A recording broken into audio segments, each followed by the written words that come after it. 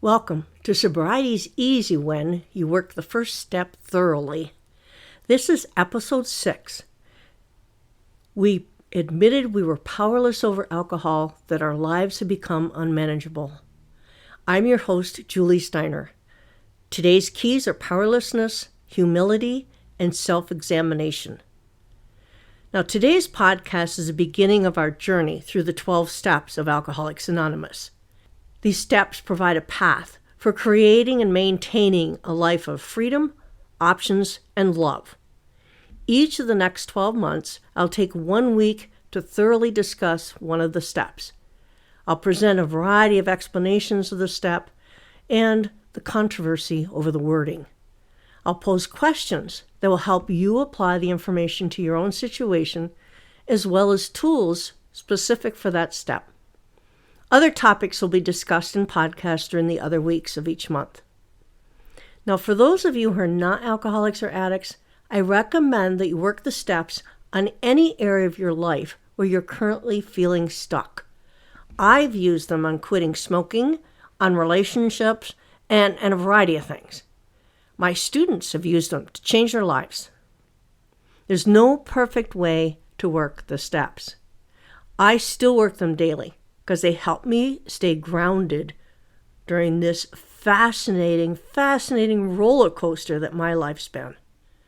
For the first few years of my sobriety, I completed a thorough 4-step each year, which is the moral inventory that looks at things that you have done in your life that are not great and things that others have done to you. And I did one each year because things came up in my memory that I wanted to be sure to address. The past could not be changed. However, I didn't need to have anything controlling my sobriety or my serenity that I wasn't aware of.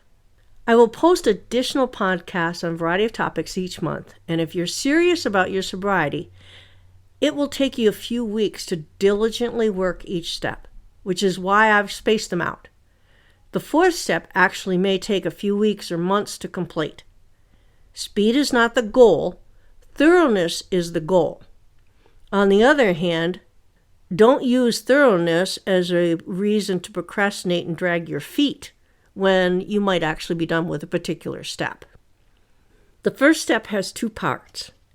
The first is about admitting we don't need to accept anything yet.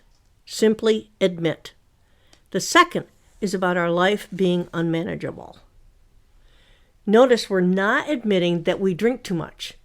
We are simply admitting that we are powerless. We may say we won't drink at the party because we have a 4-hour drive after the party to visit our in-laws, and we know it's safer to not drink and drive. After being at the party for a while, we think we could have 1 drink after all.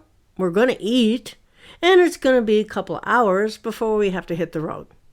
Then we get lost in the conversation and good food and accept the offer of a refill. We were powerless.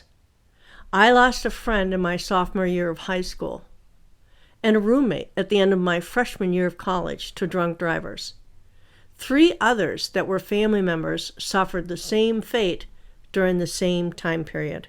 One of my professors in graduate school told me the 12 steps were not good for females because of the phrase in the first step, we admitted that we were powerless. She said that women need to know that they were powerful. At that point in my life, I had 6 years of sobriety. And so I was baffled that the empowerment I gained by staying away from alcohol and applying the steps to my life was not supposed to happen because of wording. I explained to her that I was powerless over alcohol, and I related the physical differences between alcoholics and other people that strip us of control over alcohol. As a parenthesis here, one difference is that we, alcoholics, have C.A.G.E in our brain that non-alcoholics do not have, and that C.A.G.E causes rats to drink only alcohol, choosing it over water, when rats without C.A.G.E avoid alcohol and drink only water. The reference is in the notes. The physical differences will be discussed in upcoming podcasts on the disease concept of alcoholism. You choose to change your behavior in your life when you admit your powerlessness. You choose. That is power. When we are using, there is no choosing. The substance chooses for us. Alcohol use is more important than our health, than our family, than our jobs, all the other things that take a second seat. Humility means to accept where you're at and be teachable. I love that definition. As a female, I accepted my inability to control my alcohol consumption and learned how to live a good life without it. I remember I had decided not to drink before dinner, and the football tailgating was before the 3:00 game. Well, that was an exception. There are so many reasons and excuses for having no boundaries around drinking alcohol or doing whatever drug you're addicted to, or skipping meals, or eating the last cookie, or whatever actually has power over you. 3 questions to ask yourself are: what am I powerless over? Second, who or what has power over me, and why do I think that? Third, what happens when I don't admit my powerlessness? I'm going to give you some possible answers here as you think about this. Number 1, what am I powerless over? When I got sober, I had just become a single parent. I had no job. I had no home. I didn't know anyone because we just moved from another state. I was powerless over much of my life. I could take steps, yet none of those were going to change what was going on like a magic wand. I didn't need to spend my food or rent money on alcohol. I didn't need to use my time drinking. I needed to find answers, find a job, find a house, and find a sitter for my son so I could work. It was easy to refrain from drinking. My life was actually calmer and full of purpose. It was a month later that I actually stopped drinking, and another couple of months before I fully accepted the truth. I was powerless over alcohol, and my life was unmanageable. I have felt powerless over my smoking addiction until I used the 12 steps on that habit. At times I was powerless over my weight. Yes, powerless, because my medication was causing weight gain. Several months after getting off that medication, because the issue I was taking the medication for was resolved, I started losing the weight. So the typical watch your diet and get exercise only worked when the medication wasn't part of my life. Number 2, who or what has power over me, and why do I think that? This rephrasing of the first question is flipping the question so you can accurately identify forces in our lives that push us towards something. Alcohol did not have power over me in that it did not call to me the way that cigarettes did. I could not stop drinking once I started, so I was powerless over it. Yet alcohol was not something I thought about when I wasn't drinking. I was very happy to be drinking at noon because it was a noon game, but that's because I knew it would take my mind to a pleasant place, not because I needed the alcohol to calm my nerves or take away any cravings. I didn't have cravings. I wasn't at the point some alcoholics reach, where they shake with alcohol tremors when alcohol is not in their system. If you've reached that point, alcohol has power over you. Who or what has power over me? If you are in an abusive relationship, that abuser may have power over you because you live your life in ways that avoid the abuse or rage from the abuser. Fear has power over you. You make choices that you hope will protect you. Sometimes you choose to stand up for yourself, which gives the abuser fuel to raise the level of abuse or shame, and they shame you for taking action. Sometimes you gain control over the abuser by controlling other things in your life, like food or self-harm. The abuser has control because if they were not treating you so badly, you would not have a reason to restrict food or overeat or abuse substances or harm yourself. That person has power over you, and you are full of shame, which tells you you're a bad person and you may deserve the abuse. It's a terrible cycle. Sometimes you escape the abuse by seeking substances or methods of self-harm that give you a temporary relief from the pain and agony of the abuse and abuser. Again, without the abuse, you may not be seeking these negative outlets for your feelings. The slogan, people, places, and things, is used as a reminder we have no power over these, and they have no power over us. Through boundaries and our higher power, we can construct our lives to protect us from negative people, negative places, and negative things, and give us ways of handling people, places, and things so that they don't interfere with who we are. Number 3, what happens when I don't admit my powerlessness? It is like wearing a blindfold, yet behaving as if we can see clearly. If I'm an alcoholic, my body has several preset mechanisms to ensure that when I drink, it will create problems. In addition to the C.A.G.E in the brain mentioned before, we get a boost in pleasure neurotransmitters that's greater than non-alcoholics get when they drink alcohol. So we are rewarded for drinking. Thus, if we don't admit we're powerless and try to cut back or control our drinking instead, we will most likely fail. Admitting powerlessness is being humble. It offers you ability to examine choices in the given situation. When you admit you're powerless over the abuser, you stop trying to change them and look for a way out, or for help from others, or for more powerful authority figures to step in. What does that look like? You can call the police. You can discuss a situation with a trusted friend. You can look for ways to access money so you can leave. They're all risky, so is allowing the abuser to continue unchecked. Someone with an eating disorder who doesn't admit their powerlessness can experience life-threatening heart failure and kidney failure or infertility. The list is long. Someone with an addiction to cocaine can lose their home, their job, have a heart attack. Someone with an addiction to marijuana and experience cancer at a rate 7 times other people, become psychotic, have miscarriages at a rate 3 times women who don't smoke marijuana. Admitting that we are powerless allows us to avoid the long-term effects of substance abuse and addiction. For alcohol, we avoid anemia, various cancers, ulcers, lowered immune system, impotence, fetal alcohol syndrome, mini strokes, which lead to dementia, and much more. There's a simple test that is helpful in determining our powerlessness. C.A.G.E, an acronym C.A.G.E, helps us assess how much or little control we actually have over that thing in our life that we know is holding us back or not supposed to be there. So ask yourself, C, cut down.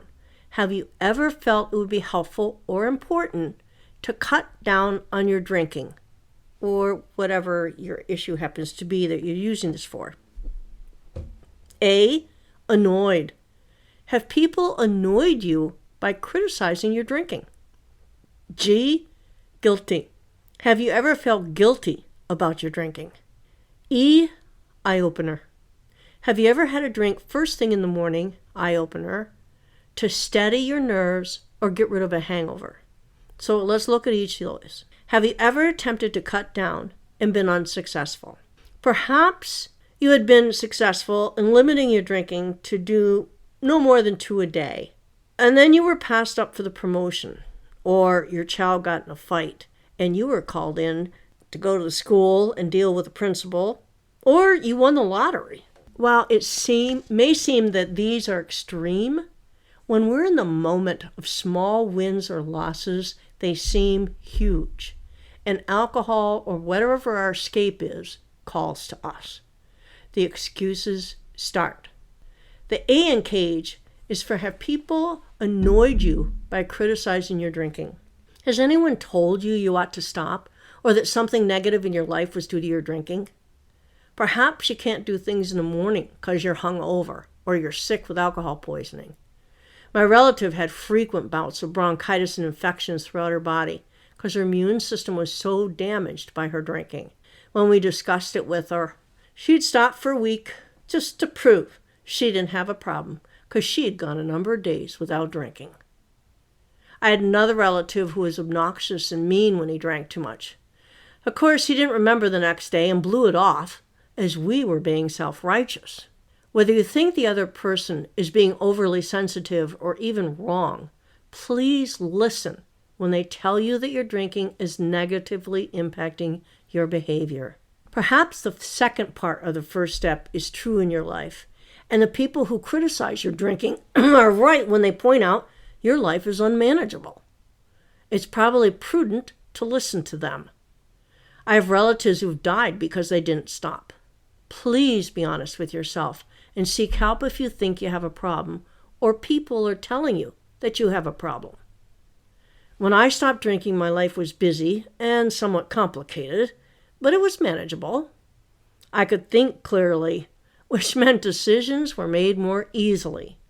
My feelings weren't numb from the alcohol, so I showed more love, more compassion, more genuine regard for others. Living life without the mask of addiction allowed me to develop sincere, meaningful relationships with healthy people, because now I knew what healthy people were. The third question, have you ever felt guilty about your drinking? Difficult for some people to answer truthfully, because they often black out, which means their memory is erased. They're angry about accusations that are being made because they have no recollection. It would suggest any part of what's being said is true or not. Some people drink to forget, which we know is a mistake. Science has shown us that traumatic memories are actually stored along with the emotions and the other sensory information in our hippocampus and can be triggered by anything that taps into the emotions or sensory information linked to the memory. This is why we have déjà vu and nightmares. Have you ever walked through a mall or into a bakery and the smell of the cinnamon rolls took you back to your childhood? Perhaps you know someone who flinches when there's a loud noise, like a truck backfiring. These are examples of sensory information associated with a memory being triggered by the environment. Suppressed memories can also cause depression and anxiety. If people are admonishing you for your behavior, please listen to them. Apologize. Consider how people are going to treat you if what they say is true and you continue down this road. If there were others present and maybe they have a better memory than you, ask someone you trust what they observed. If your memory disagrees with your spouse's, give them the benefit of the doubt and abstain from drinking for a month. See if there are fewer arguments about what you do or say. When someone has a blackout, their truth is the event did not happen. There is no memory. They are not lying. They are missing the informations that others have observed, and they are missing. The guilt can be for having a car accident after drinking, or perhaps you feel guilty for lying about your drinking. You think if you use mouthwash and cologne, no one will notice the alcohol smell. But you feel guilty that you are hiding your behavior. As adults, it's important to live an authentic life where we feel comfortable telling the truth, which is covered in another step. The E in C.A.G.E is for eye-opener. Have you ever had alcohol upon awakening? A lot of hotels that have Sunday brunch have mimosas or Bloody Mary for people who need that eye-opener. My last drunk was followed by 5 days of alcohol poisoning, manifested by frequent vomiting and lack of appetite and diarrhea and headache, and exhaustion was horrible. When the illness abated, I was excited that I would be able to have a cocktail. I wanted to drink more than to eat. Your eye-opener may be in the afternoon or the evening. It's basically one of the first things you ingest after a night of drinking. I had a relative who slept with a bottle next to the bed because he might wake up in the night. He would take some swigs of the alcohol to return to sleep. While alcohol is a depressant and can help people sleep, when it leaves your system, you wake up. He would also drink some of the bottle first thing he got up in the morning. To work a thorough first step, you need to examine your relationship with alcohol. There are a few specific writing assignments that are helpful in identifying the role alcohol has had in your life and what impact that has had on each area of your life. Here are a couple of suggestions. The first writing assignment is a goodbye letter to alcohol and your using life. If you have a higher power, pray for your memory that will help with the letter. Set a time to write. I suggest at least an hour, no more than 2 hours in any one sitting. It may take more than one sitting. It's important we live our current life as we examine our past. You can pick the letter up at a later time that day or the next day. Give yourself grace. Facing our relationship with alcohol can bring strong feelings. You may finish it in one sitting. Everybody is different. First, make a list of feelings that you have when you think about the impact alcohol has had on your life. Are you angry about the losses you have experienced that may be related to alcohol use? Are you sad about the losses? Are you sad because you missed the exhilaration offered by drinking, or you missed the escape? Are you disappointed in your choices when you were inebriated? Are you fearful the impact your using will have on your reputation? Are you concerned about living life alcohol-free?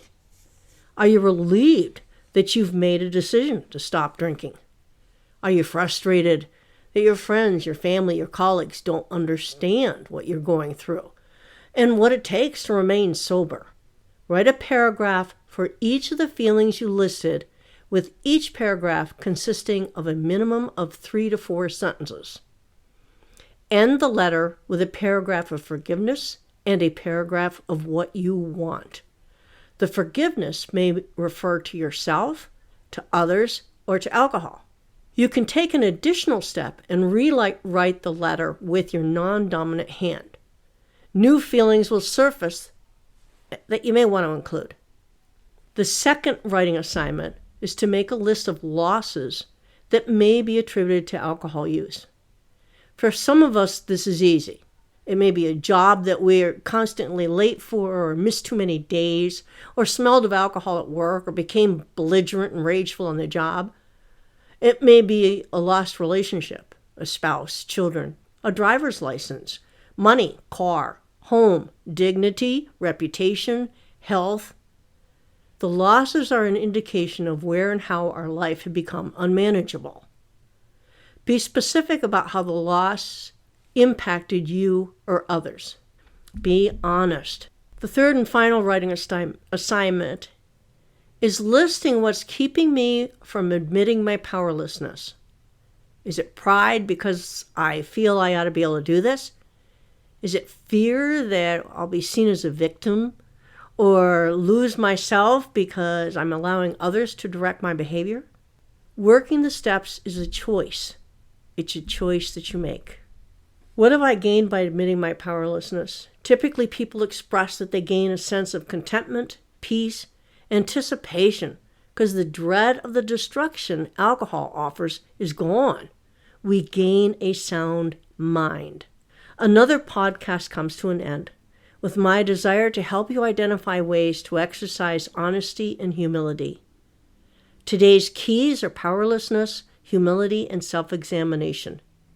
We examined our using with the C.A.G.E method, wrote a goodbye letter to alcohol, and examined losses experienced as part of addiction. We are empowered by choosing to take the first step in changing our lives for the better, taking control of our lives. I hope these pieces of the sobriety path will make it easier for you. For those of you who are not alcoholics or addicts, I hope you took away a nugget. I look forward to sharing additional tools next week. Please join me on this miraculous path.